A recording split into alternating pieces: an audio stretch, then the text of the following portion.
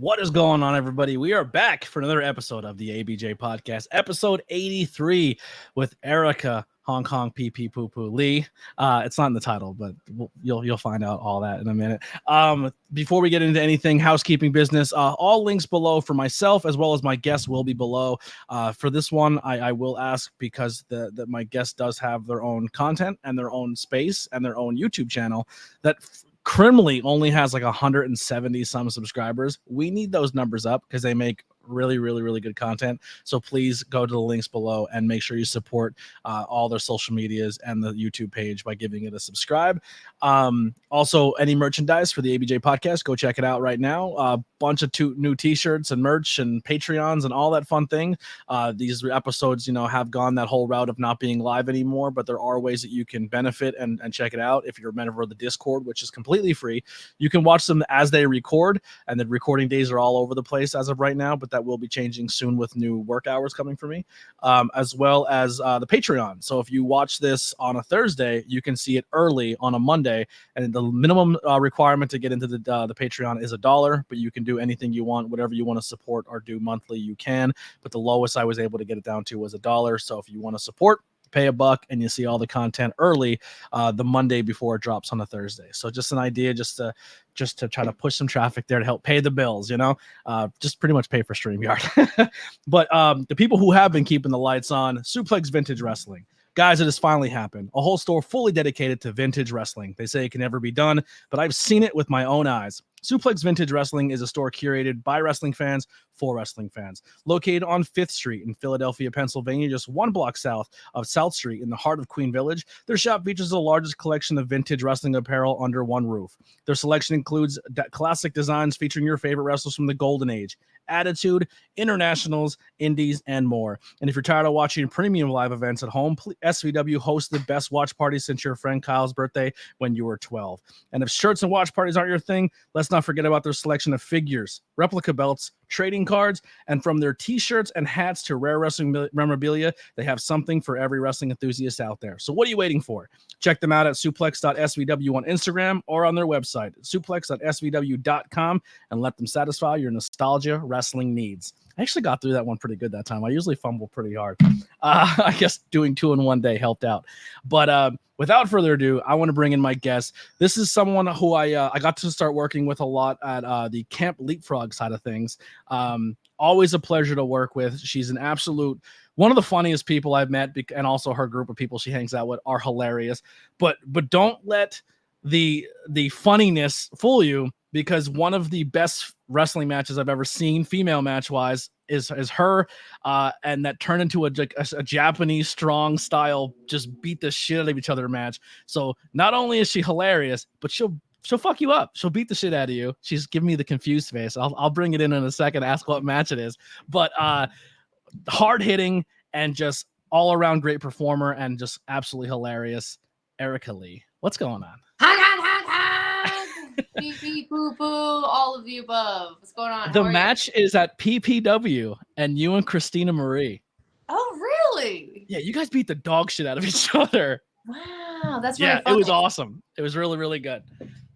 It was one of the first, because you obviously, I there's 2 people in this business that I think that I really respect and admire when it comes to what they do in the ring, and you both have the same kind of thing where you present a funny-ish character and you don't take yourself super seriously, but you also have that spot in the match where you can get serious, and then you start throwing the bombs, and you force them to take you seriously throughout the match.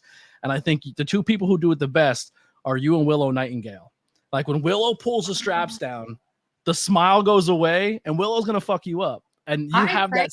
Thank you. Yeah, and you have that same demeanor to you with your character and the way you perform in the ring as well. Like you and Christina, I thought showcased that the best.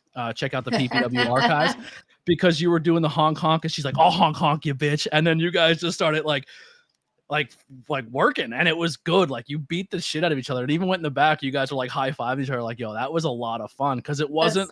Funny. It was good. It was like it was a Japanese strong style match. So that match, the thing that I remember most about that match is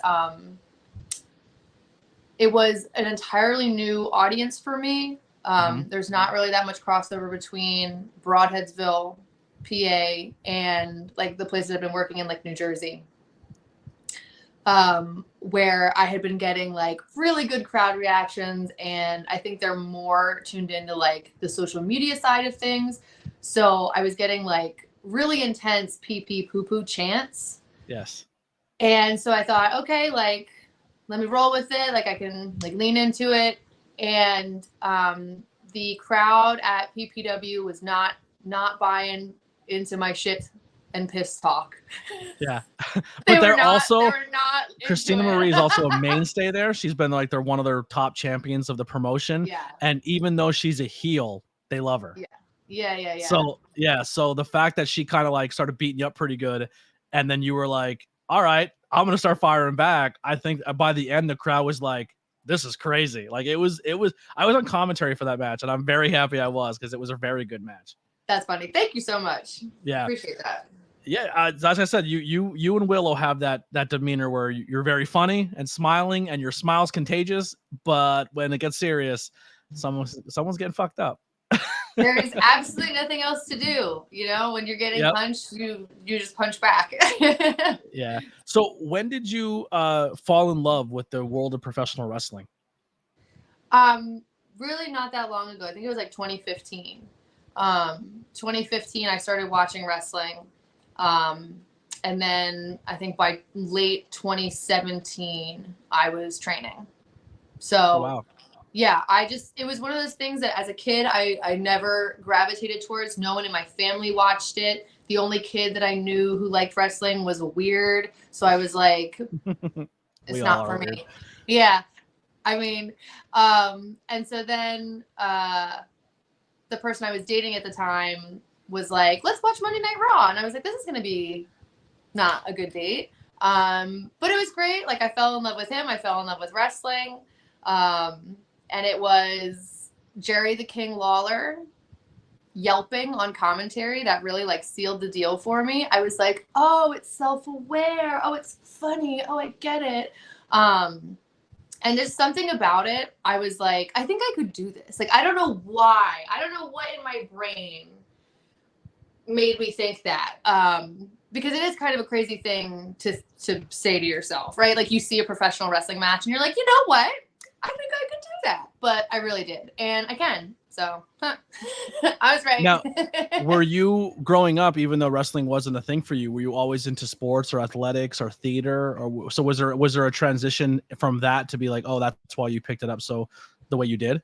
Yeah, I think wrestling is a little bit of so many things all rolled into one. It's a little bit of improv. It's a little bit of theater. It's a little bit of dance. It's a little bit of, sports. It's a little bit of everything.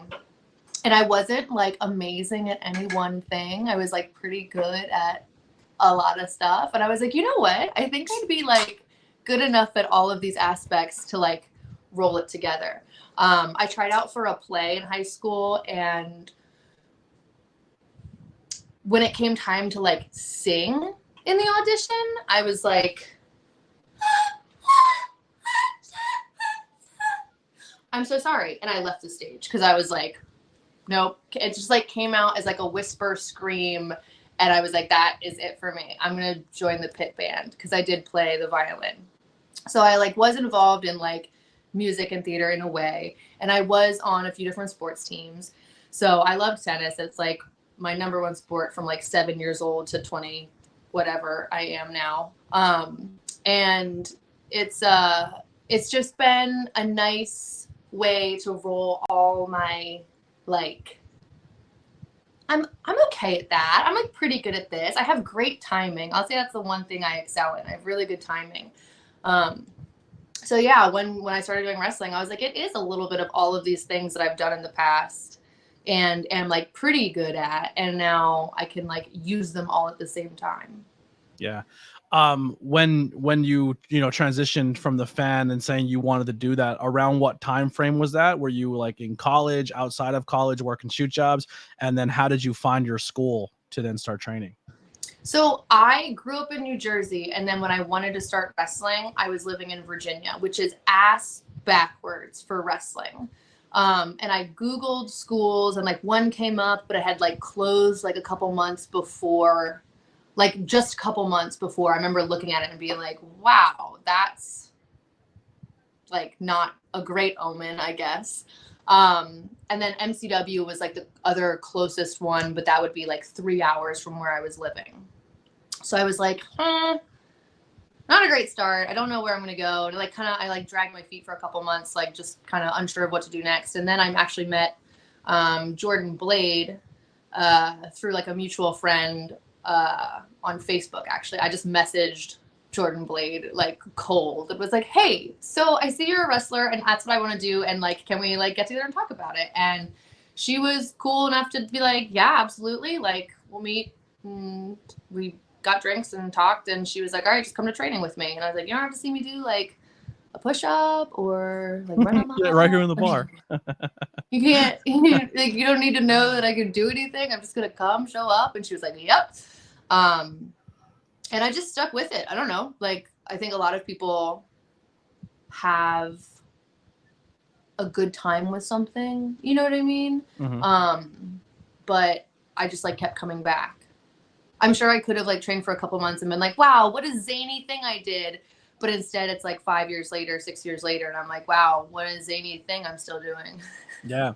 And it's crazy too. Cause like one of the memories I have, of you that, and you weren't even in the building. I think I messaged you about it though, if I'm not mistaken. I think I think after it happened, I shot you a message on Instagram because I was like super proud of you and just the fact that your name got brought up in this light. But I was helping with a meet and greet, and I was with Mike and Maria Canellis Bennett, and Maria was talking about how she was very proud that she was really in depth. Like she knew the locker room of PPW and like knew the names of all the people that were working there that day. And I was like, I was really impressed that someone who's been to WWE, has been to Japan, has done all this. I'm like, you're really in depth with the indie scene. And she's like, yeah, I was booking the ROH's women's tournament before ROH shut down because of the pandemic. Right. And she was given opportunities to Willow and Maxie Impaler and all these other really talented people on the scene.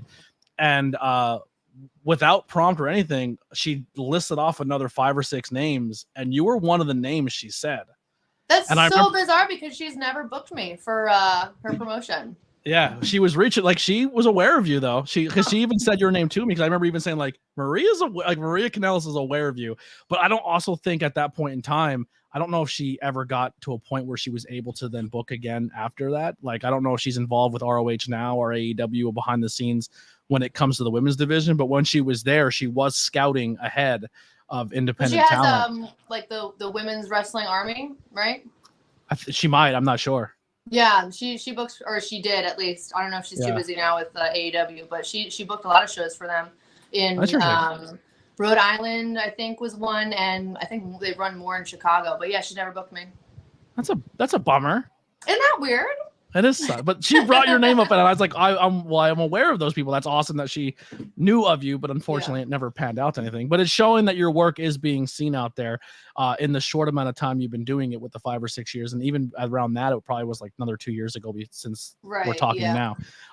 So growing in the business and then getting into school and start training. Who were some of the people that you looked at? Like, did you go back and start tape studying older wrestlers or older stuff, like older matches or different people? Because the time that you got into it till now, like women's wrestling evolved so quickly in that time frame from being bra and panty matches to being taken seriously. It has really exploded since I started watching, I think. I mean, I watched the first Mae Young Classic and cried, like no shame. I literally cried because I was like, oh my God, this is so important. Because I felt like here's a serious representation of female athletes and women in wrestling.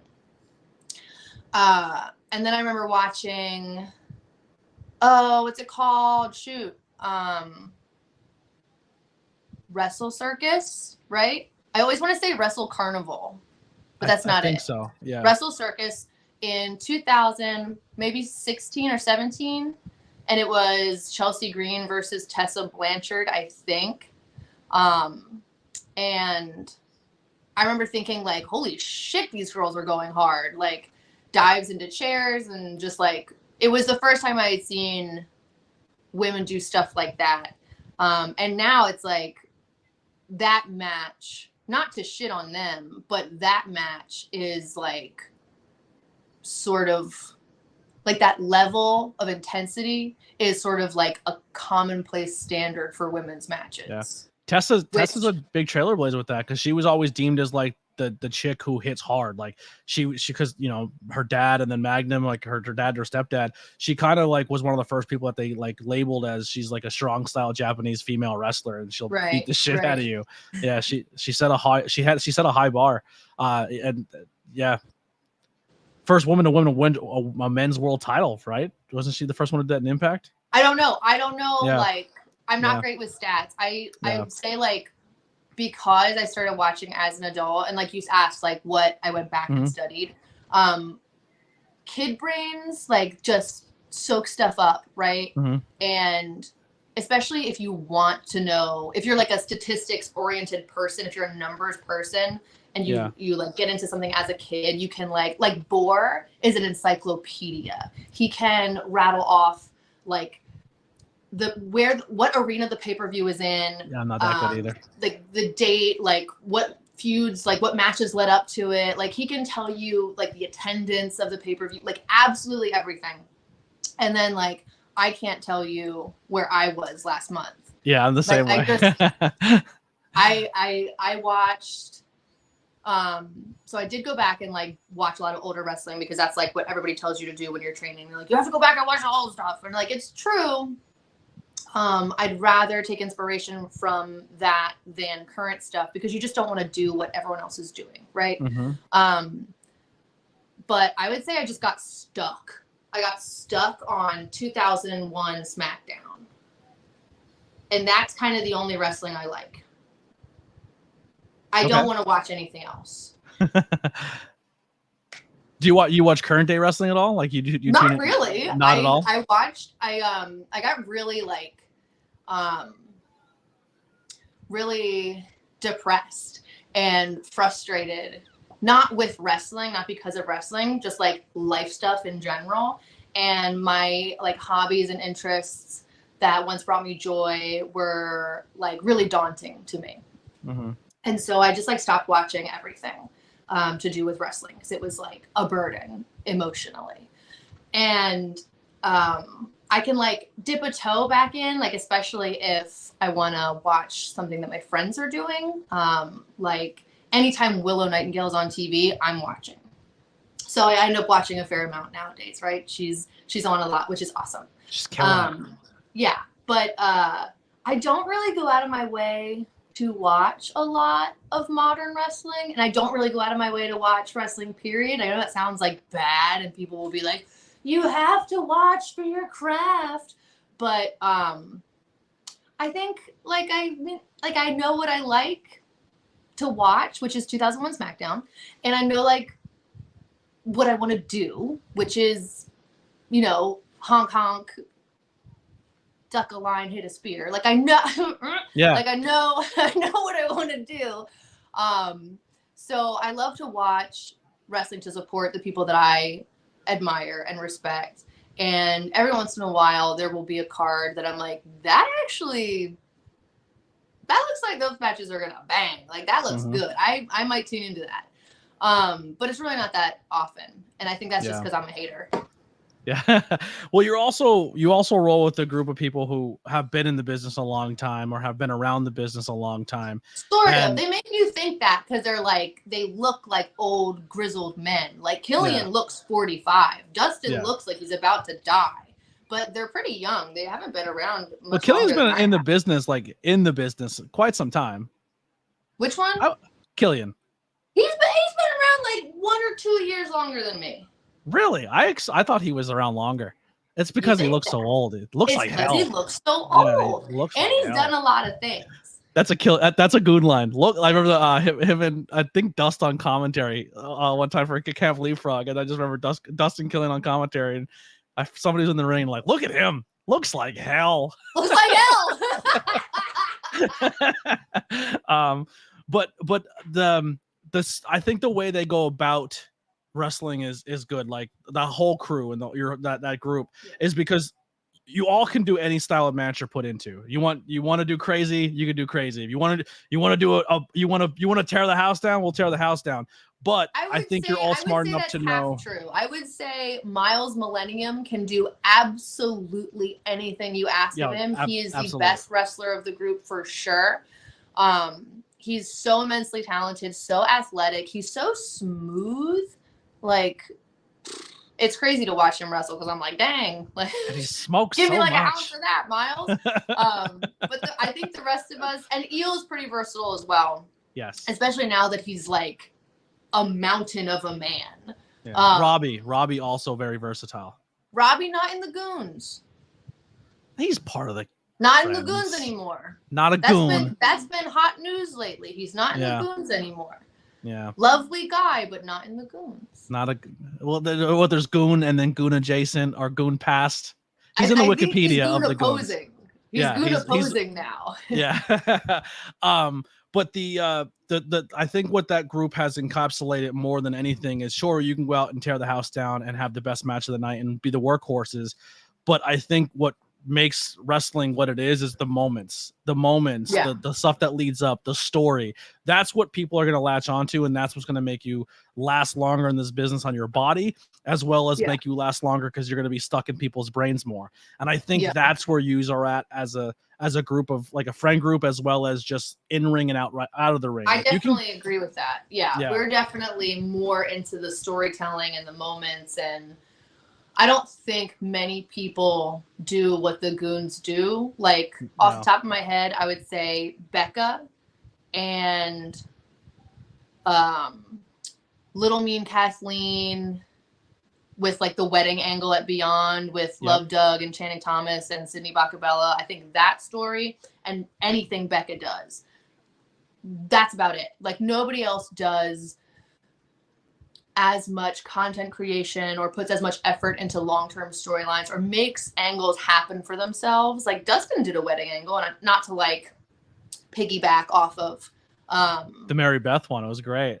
Right.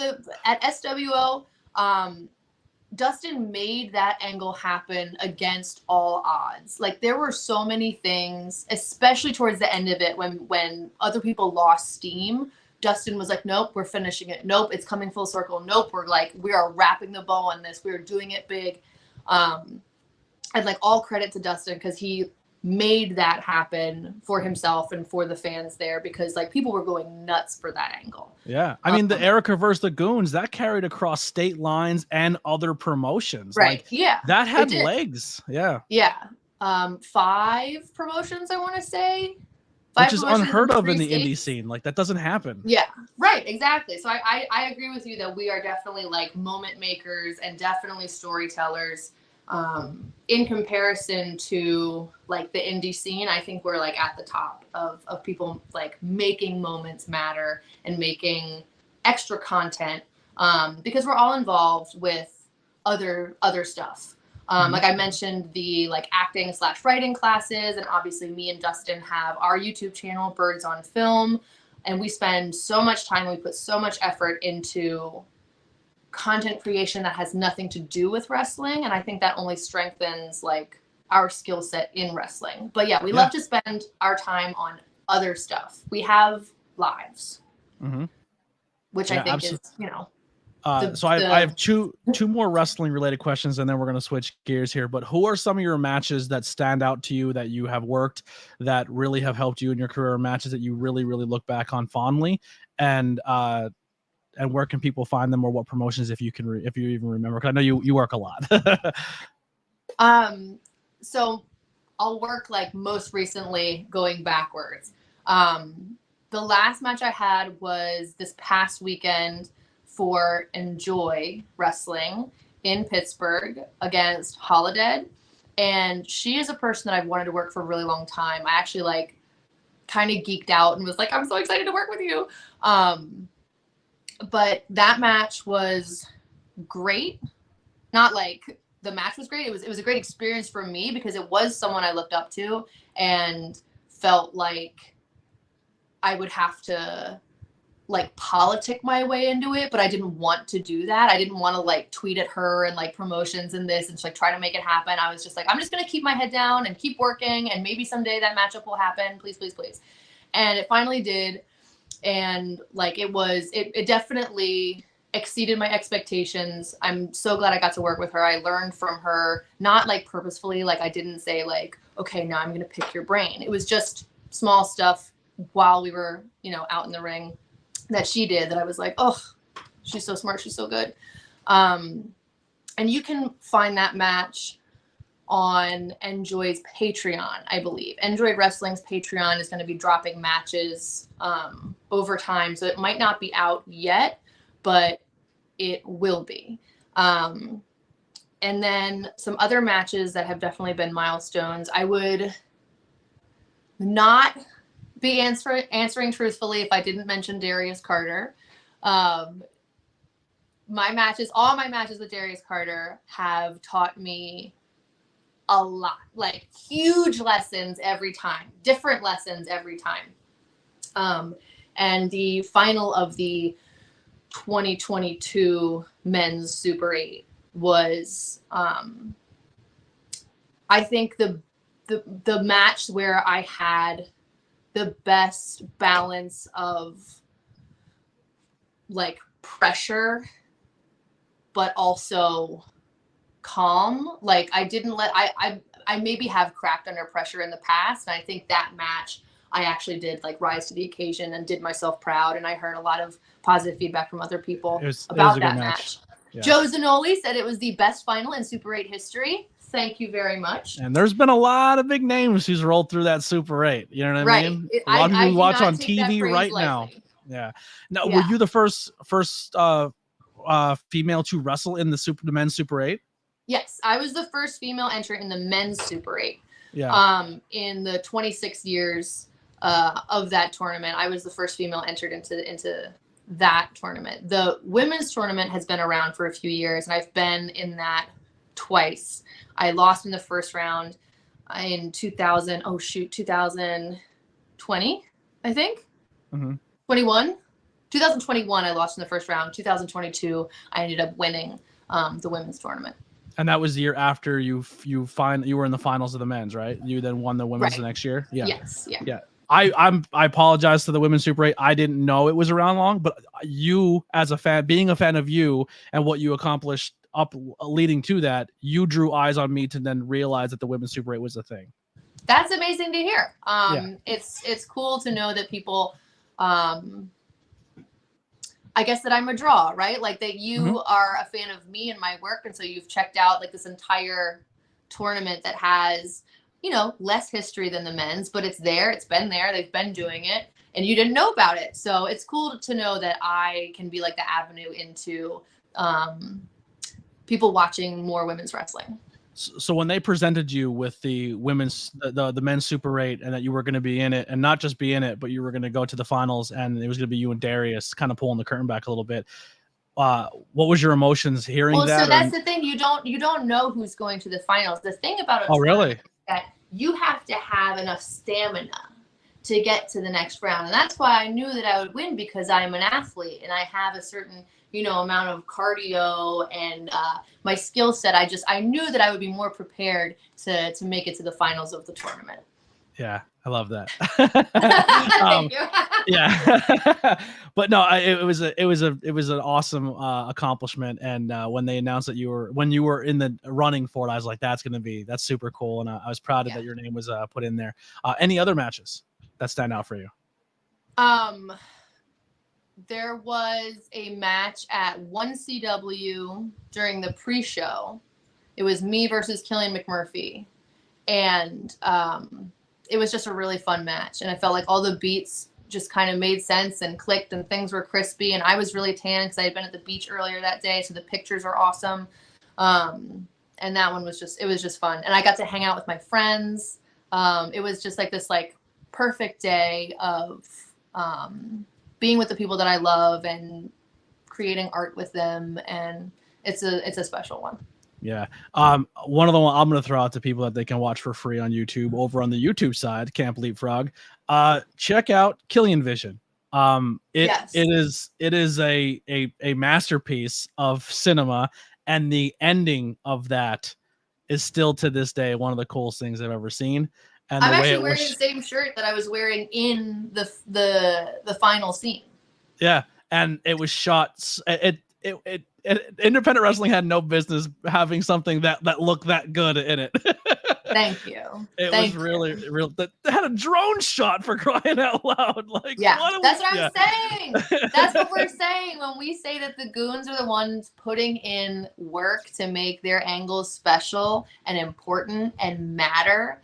It's stuff like that. Like, yeah, they could have just not gotten the drone shot, but they got the drone shot. Yeah, I love that so much.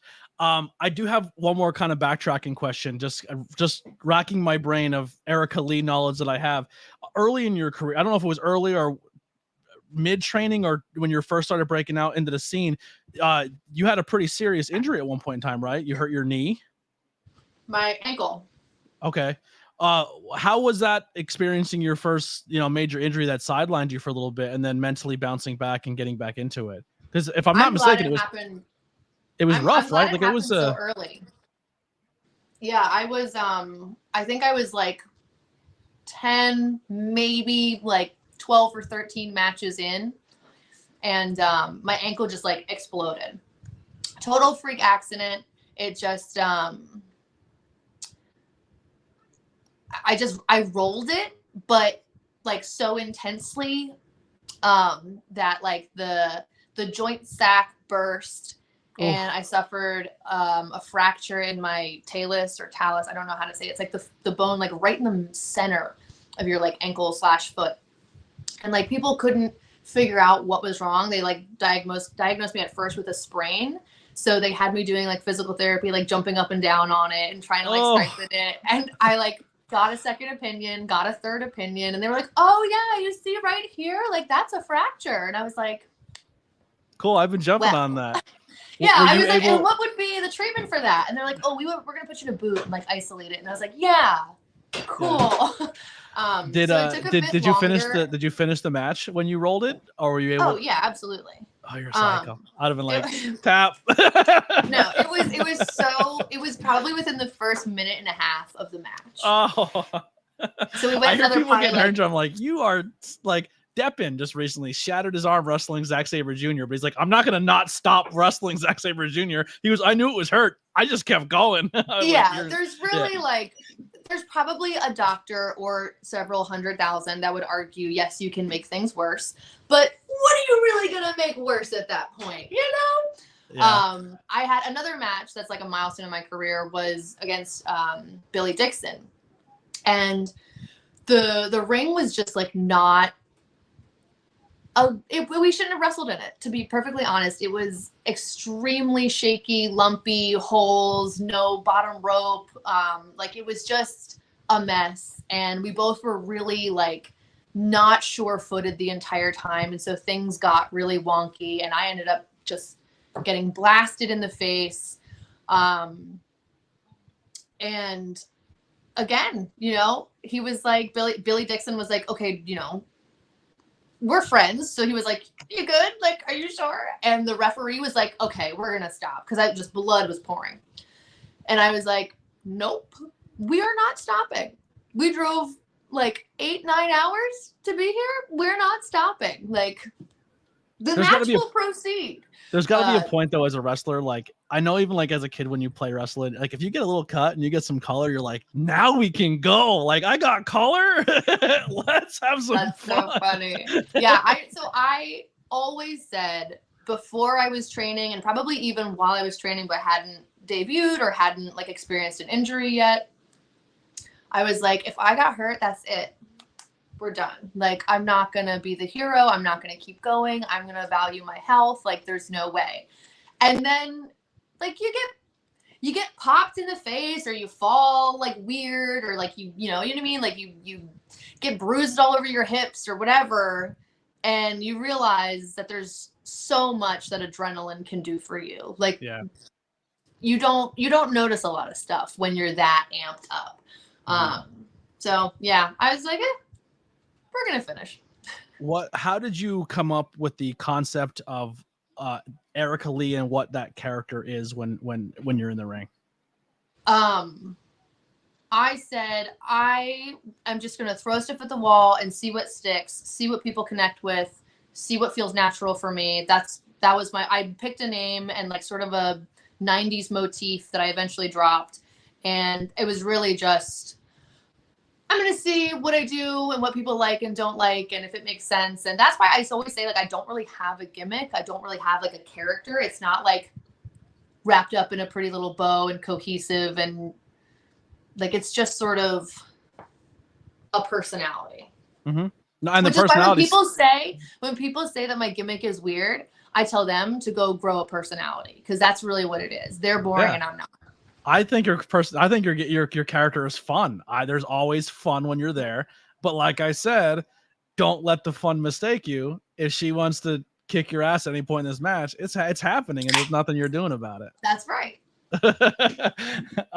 So let's dive in to the side hustle you got going on with you and Big Dust with Birds on Film.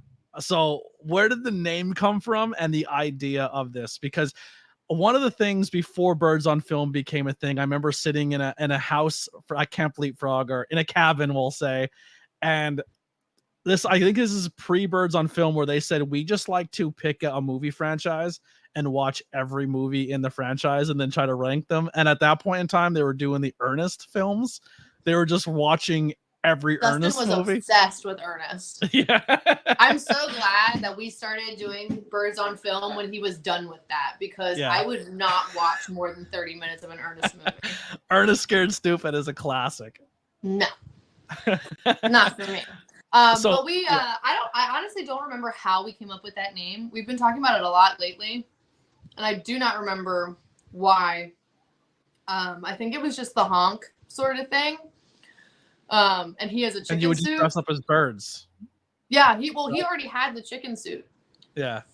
So that was kind of it. I got some wings, and we called ourselves Birds, and we say if the movie honks or not. I don't know why or where that came from, but it definitely fits. Like I'm not really into like the rating scale. I think it's so subjective. I think it's better just pass, fail, honk, doesn't honk. That's more my style. So I'm glad that me and Dustin get to just baselessly talk about movies, because we really have no qualifications other than we like movies. We like to watch movies. Do you have a genre of movie you prefer? Or a genre movie you absolutely despise when it comes up that you have to watch it? I used to really hate animated films. Okay.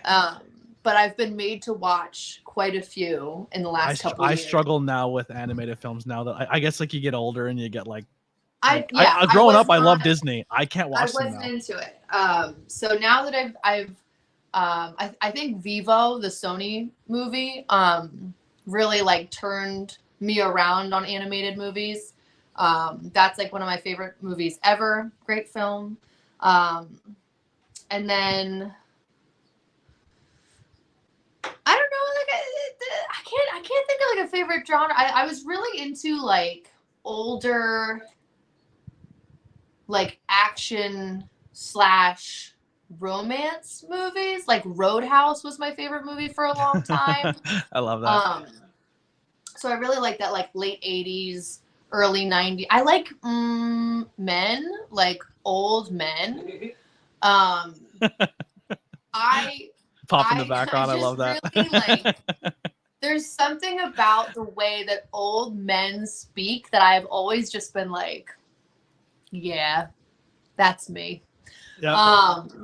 So something is for like your grandpa, I would probably like. Yeah. Not Band of Brothers though. No, not cut that. I've seen it. I just not my favorite. Now you guys do a mix of movies that have been out and then recently have been doing some movies that are in theaters, which I like the dynamic of the more recent episodes of like the Mario and the Barbie movie where you guys. That's good to know. That's good to know. All right. Yeah. The Mario one where you guys fully committed to the bit to wear overalls and t-shirts, and then the green screen didn't work with his shirt, so you made him change it. Like, all funny. I love it. Good. Thank you. Yeah. Going to get pasta before the sink bit, all great. Keep that going. But I do love that the old school stuff too, like reviewing older movies that people are like, I wonder what they think of this. So recently, what the Barbie movie coming up was the most recent episode to go check out. I don't want to get you too much of your opinions on it because I want people to go watch it on Birds on Film. But how has that experience been actually going to theaters and kind of adding this dynamic to the show? It's the content.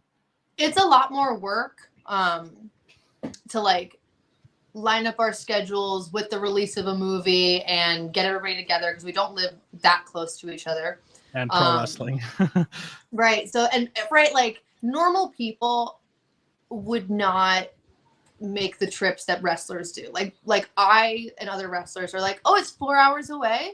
Yeah. Well, if I can like stay the night, then for sure, like I'll make that easy. Oh, it's 3 hours away. Yeah, I'll just do it in a day. Like I used to drive to Atlantic City and back from middle of Pennsylvania, like northeast Pennsylvania. And it's like it's crazy. We don't bat an eye at doing day trips, 4 or 5, 6 hours away. But, me and Dustin, when we want to get together and like film a chunk, we'll like plan to like just take 2 days or whatever and like stay over and watch a bunch of stuff, film a bunch of content. So going to the movies, like I said, it's a lot more work to like coordinate and to go do. And thank God for Killian, who's filming the whole time, because like I wouldn't be able to like selfie stick that in 1,000 years. But I really, really, really love going to the movies with Dustin. The best line of the most recent episode was we went to the pre-Barbie party. What theater did we go to? I'm not telling these freaks what theater we go to. Sometimes I'm reminded that Dustin has lived his life as a boy. Yeah. And I have not. Yeah, I'd be like, here's where I live. I'm that kid. Yeah, I'm telling everybody. Yeah, I like that dynamic a lot because sometimes we run into things where I'm like, no, Dustin, that would be dangerous for me. But when we saw Minions in the movie theater, we had like this tiny little plushie. And as you'd imagine, there was a lot of kids seeing this film. And this one kid who was sitting in our row, as he was like exiting the row, and he's like passing in front of us, he turns and sees the Minion that's like sitting in the cup holder between us and goes, ah!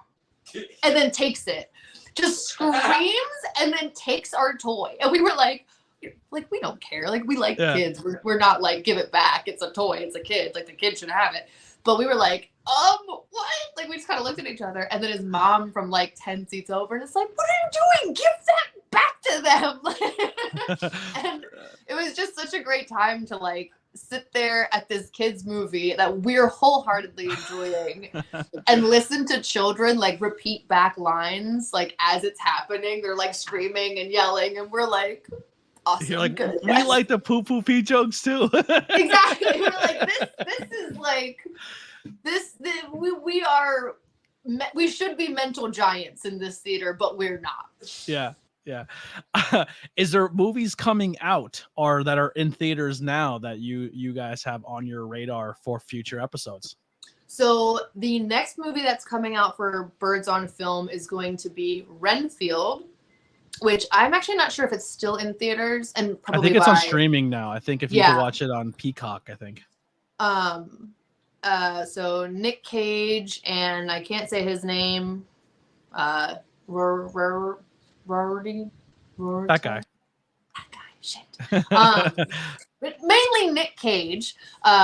So I saw that movie and was like, Dustin, we got to do it. So Renfield is the next review to come out, and then we will be doing an entire month of one actor.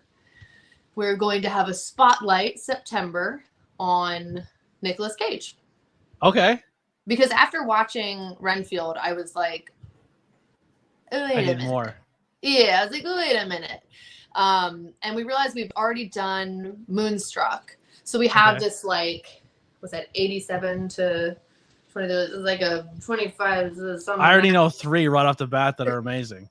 It right? Like he has so many movies over like 35 years that you can like. How many have you seen so far? Or how many are you going to be seeing for the first time? So we have a 3-in-1 episode that will be coming out in September. That's the Spotlight September for Nicolas Cage, and we're going to be reviewing Pig, Mandy, and Snake Eyes. Okay. So a pretty like diverse grouping. And then there may be some more thrown in there in shorts. We're not going to dedicate a whole nother episode to it, but we wanted to do like Nicolas Cage's favorite Nicolas Cage movie. What was his favorite? What was his favorite? His Nicolas Cage's favorite movie is Pig. Really? Okay. Yes. Mine's a 3-way tie. And it's funny because one of them is something I never would get into. But I remember the first time I seen it, and it's when I fell in love with an actress in it. Gone in 60 Seconds. Dreadlock Angelina Jolie in that movie. Yeah, that was a moment. Con Air, another great Nicolas Cage movie. I hate that. And movie. Face Off. I don't. Oh, Face Off. Yeah. So Con Air, I actually like the movie, but his god awful accent. Like, what was he doing? And he's shredded. Isn't he shredded in that movie? No, he's shredded to the gills. I just love all the weird decisions he makes. Which is, almost being Superman. When you watch the Birds on Film review, the Spotlight September on Nicolas Cage, you'll get much more of my opinion on his acting choices. But so all of that's coming out soon. I'm very, very excited. Let me go jump to the Discord real quick, see what people have question wise, and see what we're doing here. Hit me with. Let me pull it up. I'll take a snack. I'll take a little snack break. I've got take a little crunch. Get a little crunch in. My jalapeno pineapple Doritos. Oh, is that they're new, right? That's the new thing. It's a limited edition flavor. Yes. How do you feel about it? My friend Matt gave them to me at this Enjoy show in Pittsburgh. And then I almost forgot to mention, actually, there's another episode of Birds on Film coming out even before all of the Nicolas Cage. Twisted Metal. Okay, I haven't seen it. This is the first time we're doing a television show versus a movie. But we will be. What's that? Wasn't your thing for a minute there candy and snack reviews as well? Yes. But we're beyond that. We're into film now. We're into cinema and entertainment. So the Twisted Metal review is going to be coming out much sooner than all of that. So I think by the time this airs, it'll all have dropped. The Twisted Metal, Renfield, and the Spotlight September on Nicolas Cage. That's perfect. Well, kind of bring back the snack thing real quick, because you did have good takes on snacks. What's your go-to movie theater snack?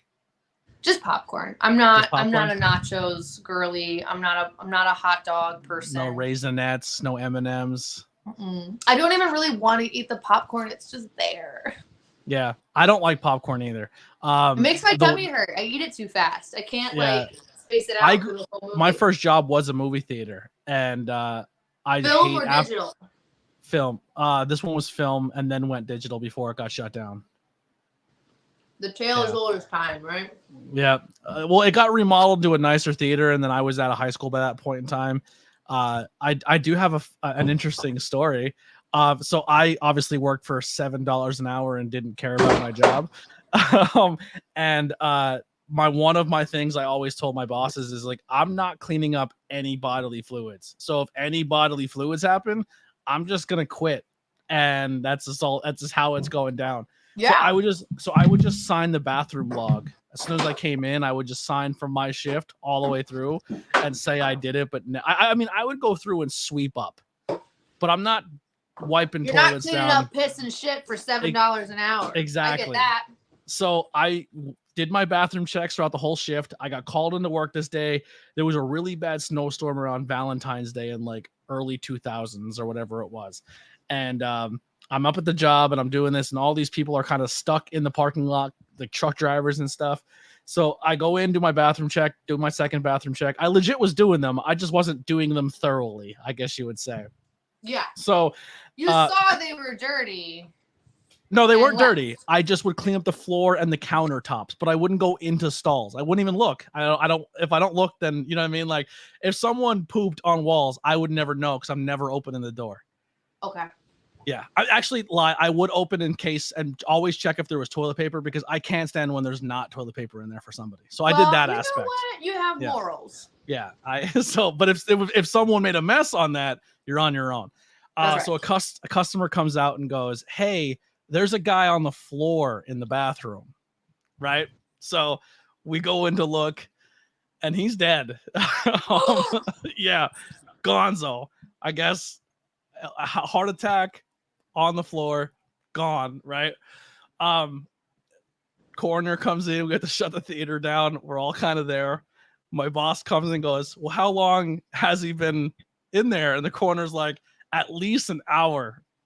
And he looks at the checklist, and of course, I signed all the. And I literally look at my boss like, "Don't you put that on me?" Because he was sitting. I guess what happens? He was sitting on the toilet and like collecting himself, and then like took a heart attack, and then fell after like time. So I wouldn't have known anyway until he hit the floor. But yeah, I got blamed because a guy died on my shift when I should have been cleaning bathrooms. That was my movie theater story. Yeah. Don't the moral of the story here is pay people more, and I would have been more thorough at my job. You know?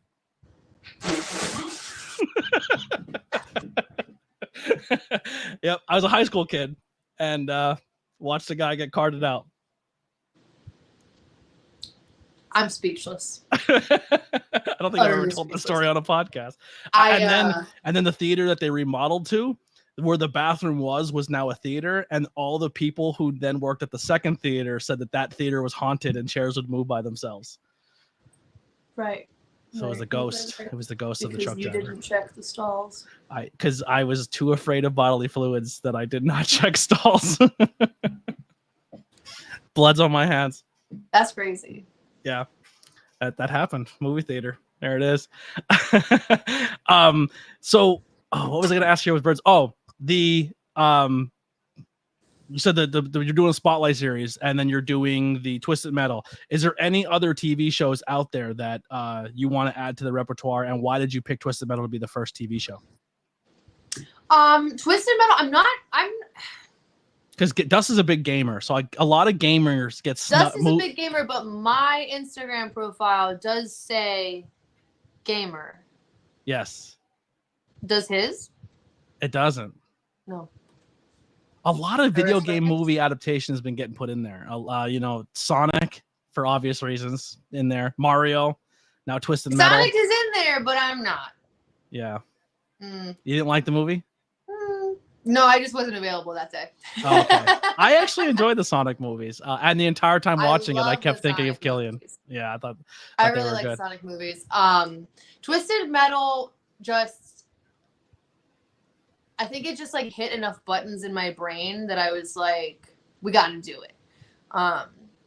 And if you watch the review on the YouTube channel, Birds on Film, you'll hear why. But it definitely was like an obvious choice just because of how much I enjoyed it. So yeah, I'm pumped. I can't wait to see the review. I have to find more TV shows. My problem is I instead of watching new stuff, I just rewatch the same things that like my comfort food shows and just rewatch the same show 155 times. Have you ever watched Our Flag Means Death? I have not. So that is one that I would add to the Birds channel, but I think it's a tough choice because I might just cry through the whole thing. I have watched that show like 4, maybe 5 times. It's my favorite TV show of the last like 10 years. Yeah. If you had a desert island movies, what 3 movies are your favorite movies of all time? Can we add? Is our TV shows in there or just movies? We'll do you could put 3 TV show, 3 movie. Okay. Frasier. Okay. Our Flag Means Death. And King of the Hill? Okay. We just wasn't the one voice actor just passed away? Yeah, he did. Dale, right? Yeah. Really sad. Yeah, they were supposed to do like the reboot, and I don't know what'll happen with that now because I don't think he finished. Yeah. Like recording. The bad part but good part of voice acting is so many people can like imitate voices now that like right. you can if you wanted to keep the character alive they could, but it's not the same. Yeah. But movies.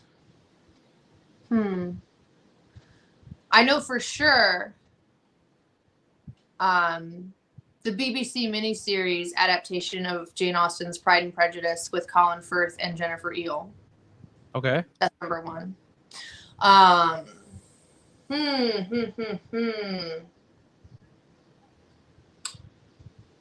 think Moonstruck is also a desert island movie. And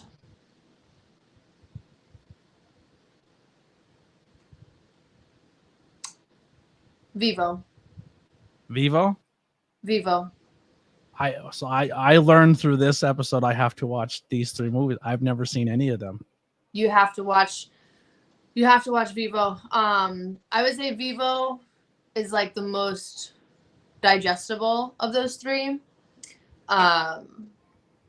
Moonstruck is great, but a lot of people don't like older movies.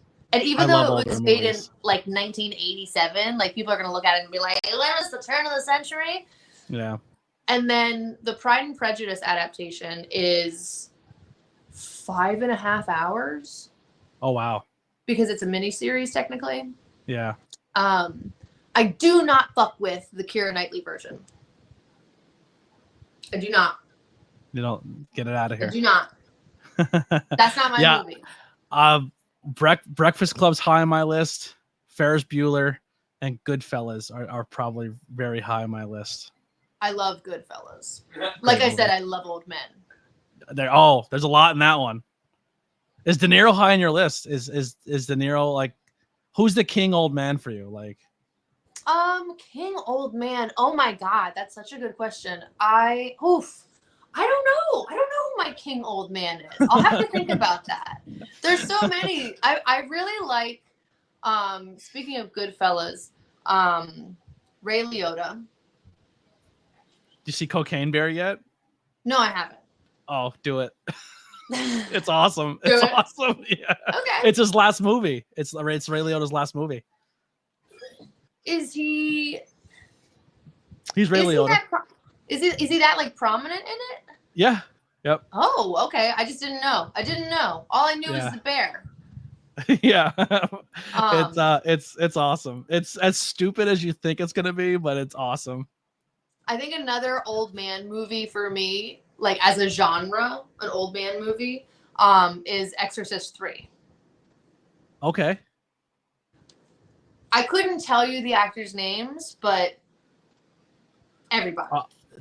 Did you see the trailer for the remake of they're making a prequel of The Exorcist? No, like it's gonna take place after the events of I guess like Reagan's story. It's like a retcon. Yeah, it's like a retcon new adaptation. There's a lot coming out this year. I'm pretty excited. The one I really want to see that's out now. This year has been insane for nostalgia, especially like our generation's nostalgia. Barbie, Mario, Sonic. The big one for me that years the theme has been nostalgia. Millennials nostalgia, like escapism. Yeah, throw all one Spider-Mans into one movie. Bring all the Power Rangers back for Netflix. When I saw Alfred Molina on that big screen in the theater, I literally pumped my fist in the air. I said, "That's my Doc Ock." The one I want to see the new Ninja Turtles. Yeah, it looks so cool. The art style looks so cool. And what I like about the idea of this is they took, because every Ninja Turtle movies we've ever gotten has been, let's get older actors or voice actors to aged Ninja Turtles and they're like 19-year-old Ninja Turtles. Right. I guess in this one they're like young kids. Like they're gonna grow the turtles with their audience. So the voice actors are like legit. Like when they talk, they sound like they're like 12 or 13 years old. Yeah. Okay. That's cool. And Master Splinter is the coolest voice acting choice for this movie. Jackie Chan. Yeah, I think John Cena is one of the voice actors. There's a bunch of really cool. I know you said in the movie for Mario, you're not usually a fan of big named people doing voice acting. So that Ninja Turtles is a lot of that. But I do agree with you guys like with your Mario take. Now too. Like you can't get away from that. So I thought they did a good job of Mario. If no one stood out and did their own thing, I guess like if anyone stood out the most was probably Bowser as Jack Black, just because Jack Black's voice is the most. But it worked. Like I liked it. Yeah, I was gonna say Seth Rogen, but you're right. Jack Black was pretty noticeable. Yeah, I loved it. I thought they were good movies. But if you want more takes on movies and also to be wildly entertained by some of the funniest people on the planet, please go watch Birds on Film with Erica and Big Dust. They do a fantastic job. The edits, the cuts, the little what was the Barbie one where like Morty and it's like, God damn it, I'm in, or whatever. Like I like the cuts. Because I think the best part of consuming content that has goons or goon adjacent goon family is backstage at shows. I'm just always dying hearing at, like if they're talking in a room, I'll just kind of sit somewhere near just so I can hear because it's always funny. Putting together matches, I don't know how matches happen. Yeah, that's dangerous. You might hear some. There's probably some cancelable offenses. That's all right. And also like putting together matches. I don't know how real matches happen. Because not trying to peel a curtain too bad, but it's just like Killian and Dust talking to whoever they're going to work with. They're like, all right, you're going to shoot me off and I'm going to give you a bip, a bang, another bip, another bap. And it's just like, I'm like, how do you put together that? Like, I think they're ribbing each other, and no, they're putting together a match. They're just so that's the fun thing about working with Killian McMurphy is that you have absolutely no say in what's going to happen out there. He tells you what's going to happen. My always locker room people to be around is the Goons. Wore his T-shirt in a former episode of Birds on Film. Trajan. Anytime Trajan's around, you can't take anything serious. AJ Trajan. Evers is on that list. Just funny people, and if I ever had a Mount Rushmore of the funniest people in professional wrestling, it's probably all of them. Just all of you on one mountain. That's very always sweet. Good people. I love you to death. Any plugs? Where can people find you? I know you have a merch page. Unfortunately, this shirt not on that merch page. I know that's the OG. Maybe I'll reprint someday. Yeah, the soldier one is good. All the shirts are good. What was the one you did? It was like it looked like almost like a Black Dynamite poster. It was like the car. Is that one still available? Where it was like an action movie poster? Oh, I think it was Officer Miller. That's what it was. Yeah. That one was never printed on T-shirts. I don't think. JCP Designs just made that and put it out there. Super talented. Love working with JCP. The Army Man shirt that you described is still available on my What a Maneuver page, which I still have. I know they got canceled, but like it's up there, and I still make money off of that stuff. So That's go good. ahead. Yeah. I have that page, and I have the Pooper 8 shirt still available at any show that you see me at. And you can find me on social medias at Erica Wrestles. The YouTube page is Birds on Film. There it is. Yeah. Kids love that shirt because it says poop. Adults don't like really. I wear it all the time. I wear it all the time. But yeah, at Erica Wrestles or on YouTube, Birds on Film. Check out my stupid tweets and my great insights on film. That's what I got. And also amazing promos to lead up matches. They're always very funny. Yeah. True. Didn't you do one on a toilet one time, or you cut a promo from a toilet? Yeah. For the Super 8 that I renamed the Pooper 8, I was on a toilet. If you freaks want to see me drop a deuce, it's go look at my socials. The wrestling community has a lot of those people that they're into a lot of things. True. It's true. Well, thank you so much. Well, listen, next week on the podcast, we have two big guests coming up. Next up is going to be the president of the Independent Wrestling independent. No. Big X. Phil Stamper can go to hell. Oh wow. Well, the president's not gonna want to hear that. You're gonna get that finger. He's not gonna appreciate it. The president. You know what I don't appreciate? I don't appreciate needing binoculars to look at his calendar. Oh yeah, when he posts The all text, of the text is so minuscule. I like need to put on like my grandmother's antique glasses just to get like barely there. You know what's hilarious about every time he posts it too is he literally has thousands of shows that are happening within a month, and you have that one promoter like, why aren't I on there? Like, can you see how much work he put into this? Shut up. Why aren't we in there? Are you snubbing us? Like, yeah, you're getting snubbed of the thousands of people. Should have sent him your show. You know he puts it out. Exactly. And then following the president will be your co-host of Birds on Film, Big Dust. Michael Bird. Look at that man. Look, that's Bud the Stud right there. There it is. The guy's a gem in this business. An absolute gem. He is. If I could say quickly, just in all seriousness, there is no manager on the independents that does what Dustin does. Sidney Bacabella does something different, and he's amazing. But Dustin is just so good at what he does, and he's such an asset.